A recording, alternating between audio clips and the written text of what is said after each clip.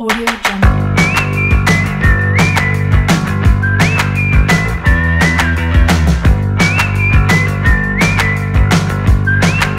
Audio Jungle. Assalamualaikum warahmatullahi wabarakatuh. Apa kabar anak-anak ibu yang saleh dan salehah? Alhamdulillah, luar biasa. Tetap semangat. Allahu Akbar. Sebelum mulai pembelajaran, kita berdoa dulu ya. Prepare to pray. Let's pray together. Bismillahirrahmanirrahim. Rabbi zidni ilma warzuqni fahma. Amin ya rabbal alamin. Hari ini kita akan belajar tentang mengenal karakteristik anggota keluarga dan kerjasama. Kita mulai yuk pembelajaran yang pertama tentang mengenal karakteristik anggota keluarga. Setiap manusia yang diciptakan oleh Allah adalah istimewa. Kenapa ya bisa istimewa? Karena Allah menciptakan diri kita dengan ciptaan yang sangat sempurna di antara semua makhluk ciptaan Allah yang lain. Dan setiap orang memiliki kelebihan dan kekurangan masing-masing. Begitu juga dengan anggota keluarga kita di rumah. Ayah, ibu, adik, atau kakak pasti memiliki kelebihan dan kekurangan masing-masing. Kita harus bersyukur atas kelebihan yang Allah beri pada kita. Dan juga harus menerima dengan sabar kekurangan yang kita miliki. Lalu, bagaimana sikap kita terhadap kelebihan dan kekurangan yang dimiliki oleh anggota keluarga kita yang lain? Kita harus bisa menerima kelebihan yang dimiliki oleh anggota keluarga kita. Dan juga harus bisa memaklumi serta menerima dengan sabar kekurangan yang dimiliki oleh anggota keluarga kita di rumah. Keistimewaan pada anggota keluarga kita bisa dilihat dari ciri khas yang dimiliki oleh setiap anggota keluarga. Apa saja ya ciri khas tersebut? Yang pertama, bisa dilihat dari ciri fisik. Ciri fisik bisa dilihat dari tubuh. Ada yang bertubuh gemuk, ada yang bertubuh kurus, bertubuh pendek, atau bertubuh tinggi. Kemudian ciri fisik berikutnya bisa dilihat dari rambut. Ada yang berambut ikal, ada yang berambut lurus, ada yang berambut keriting. Ciri fisik berikutnya bisa kita lihat dari warna bola mata. Ada bola mata yang berwarna hitam, ada yang berwarna hijau, dan ada yang berwarna biru. Biasanya kalau hijau atau bermata biru bisa kita lihat pada anggota keluarga yang berasal dari luar negeri. Kemudian bisa dilihat dari warna kulit. Ada yang berkulit sawo matang, ada yang berkulit putih, dan ada yang berkulit hitam. Kemudian bisa dilihat dari jenis kelamin. Kita mengenal dua jenis kelamin. Ada jenis kelamin perempuan dan jenis kelamin laki-laki. Perbedaan sifat. Perbedaan sifat kita bisa melihat dari karakter setiap anggota keluarga kita. Misalnya, ada yang karakternya sangat sabar. ada yang karakternya pemalu.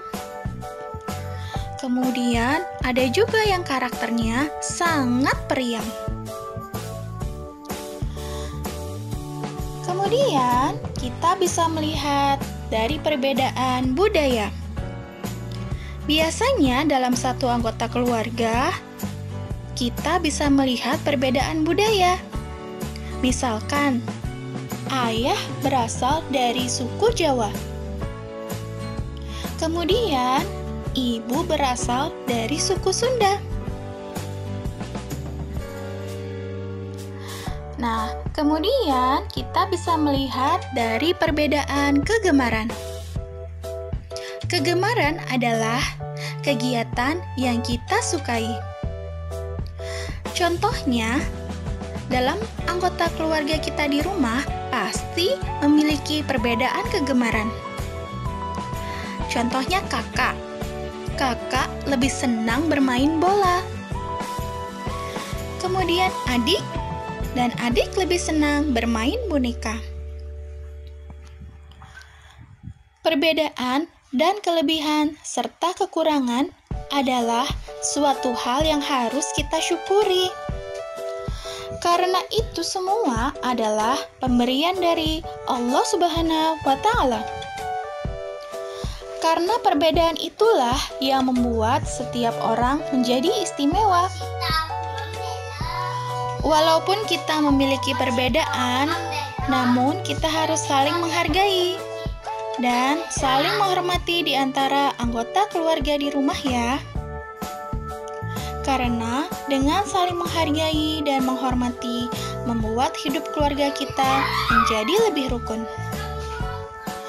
Nah, itu tadi kita sudah belajar mengenai perbedaan karakteristik dalam anggota keluarga. Selanjutnya, kita akan belajar kerjasama. Kerjasama adalah kegiatan menyelesaikan suatu pekerjaan secara bersama-sama. Manfaat bekerja sama adalah pekerjaan menjadi lebih ringan.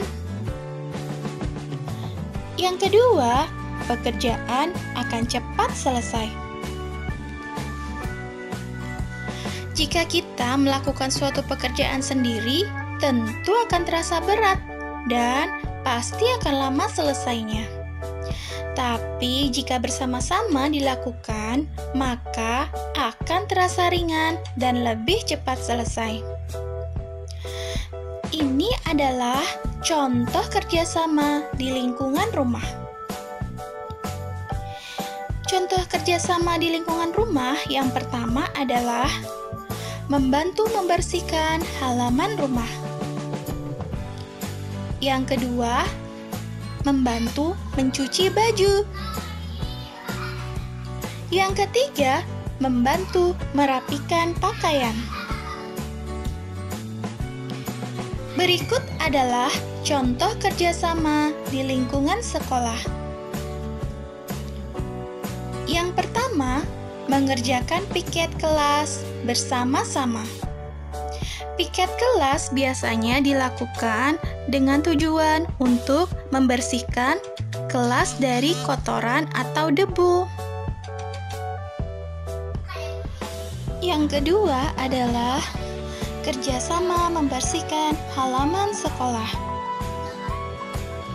Berikutnya, contoh kerjasama di lingkungan masyarakat.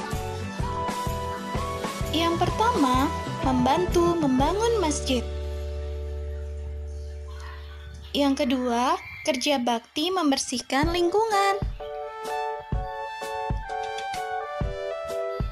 Nah, itu tadi. Kalian sudah belajar mengenai manfaat kerjasama dan contoh-contoh kerjasama di lingkungan rumah, keluarga, masyarakat, dan sekolah.